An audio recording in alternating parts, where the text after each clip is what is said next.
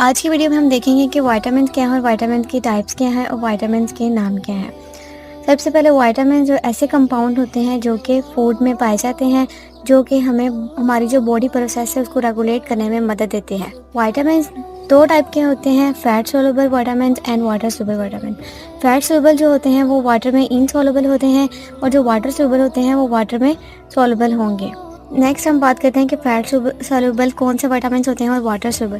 Fat soluble जो होते हैं वो होते हैं ए, डी, ई एंड के। और जो वाटर सोलुबल विटामिन हैं वो होते हैं vitamin B and vitamin C. Vitamin A को रेटिनॉल या रेटिनल कहा जाता है, विटामिन डी को कोलिकैल्सिफेरॉल कहते हैं, विटामिन ई को टोकोफेरॉल कहा जाता है और विटामिन के को फाइलोक्विनोन कहते हैं। नेक्स्ट अगर हम देखें विटामिन बी को, विटामिन बी कॉम्प्लेक्स की आगे टाइप्स होती हैं। विटामिन बी वन जो है उसको थायामीन कहा जाता है, विटामिन बी टू को राइबोफ्लेविन कहा